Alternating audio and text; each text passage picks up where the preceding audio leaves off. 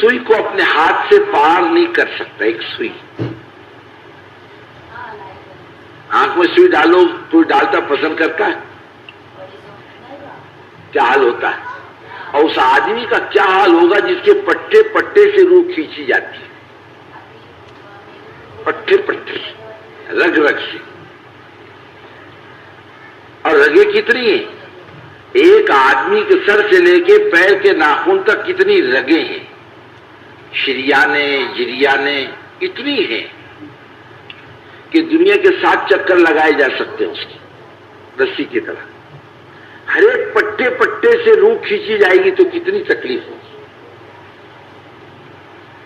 روشنی گئی, زبان گئی, سننا گیا, سوچ گئی, دل کی دھڑکن گئی, اعضاء جوارے کی طاقت گئی. بتاؤ انسان پر کیا بیتی. 4 آنے نکل جائے جیب سے تو رونا آتا ہے, اور جسم سے روح نکل جائے گی تو کیا ہوگا؟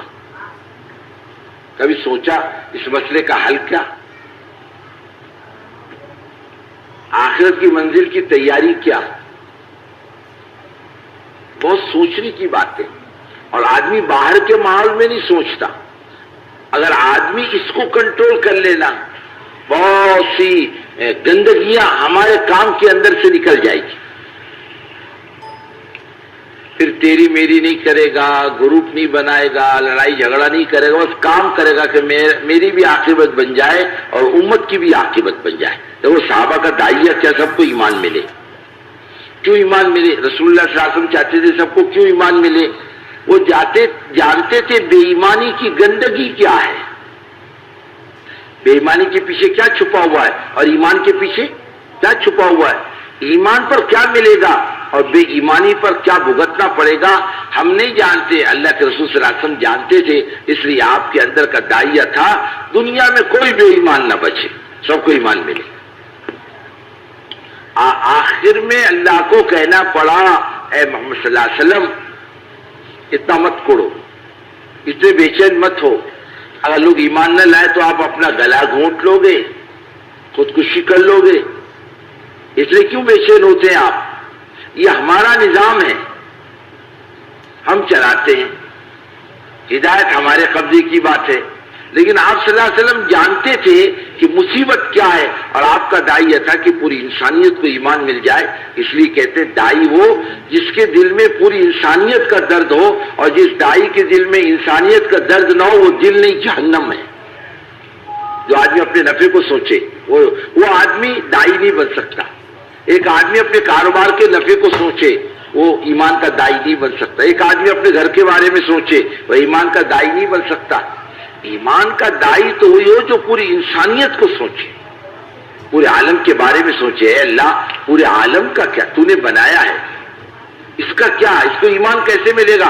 روٹی کا وعدہ تو ہے اللہ کا پکا, روٹی دیں گے, لیکن فرمایا ایمان دیں گے ہمارا وعدہ نہیں, تمہاری کوشش پر دیں گے, تمہاری طلب پر دیں گے, اور روٹی تمہارے بغیر طلب کے بھی ملے گی.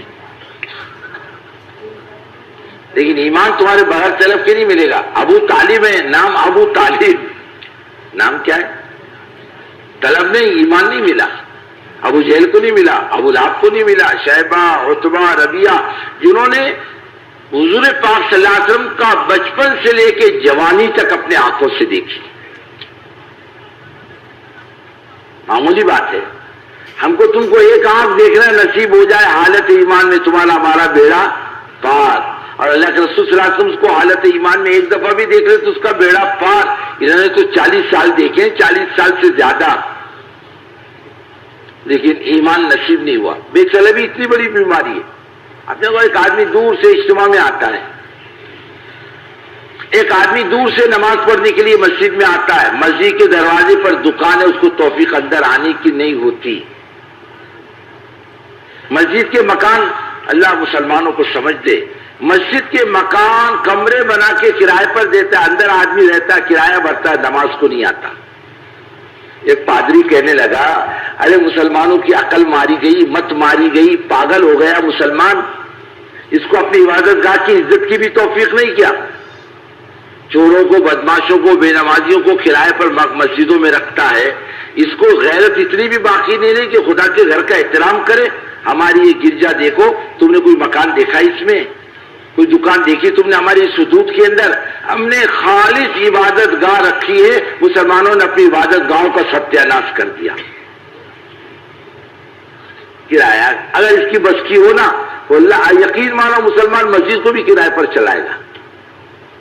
یہ تو ایک مسئلہ ہے، زمین سے لے کے آسمان تک مسجدیں کہلاتی ہیں، دوسری چیز نہیں بن سکتی، اور یہ مسجد بھی کرائے پر دے، چاہے کوئی بھی رہو، اگر پیسہ لاؤ، عیسیٰ پیر نہ موسیٰ پیر، سب سے بڑا پیسہ پیر۔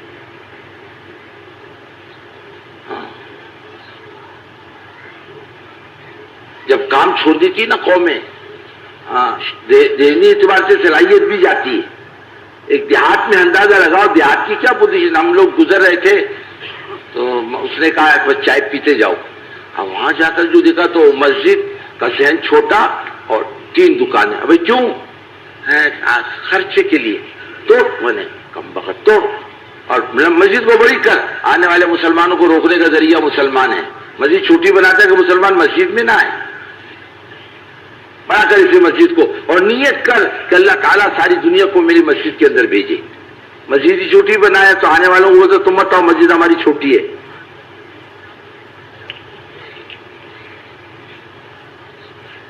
اندر خیر کے جذبے باقی نہ رہے، بھلائی کے جذبے باقی نہ رہے، اندر کا داعیہ اللہ امت دنیا کا کیا ہوگا؟ کبھی دعا مانگی اس کی اللہ اس امت کا دنیا کا کیا ہوگا؟ ہم کون سی امت ہے؟ امت اجابت، ہم نے قبول کر لیا۔ ایک امت دعوت ہے جس نے ابھی قبول نہیں کیا، ہمارے کبھی داعیہ آئے دے دے، تیرا کیا بگڑے گا؟ یہ بیچاری جنت میں جائیں گے، دے دے۔ یہ تو بیچارہ لوٹ پوٹ کے مسلمان کہیں نہ کہیں سے تو جائی گئی، بڑھتا بڑھ جائے تو پیر، گھٹتا گھٹ جائے تو فقیر۔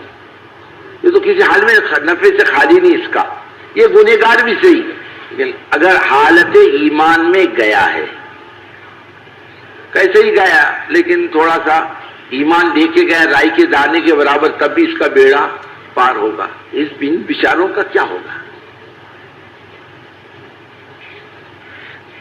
کرنا اپنے میں کام اور مانگنا سارے عالم کے لیے، اور اللہ کا کیا بگڑتا ہے دینے میں؟ اللہ کو ایک آدمی کو دینے میں بھی اتنا ہی وقت لگتا ہے، اور سارے عالم کو دینے میں بھی اللہ کو اتنا ہی وقت لگتا ہے، زیادہ وقت نہیں لگتا۔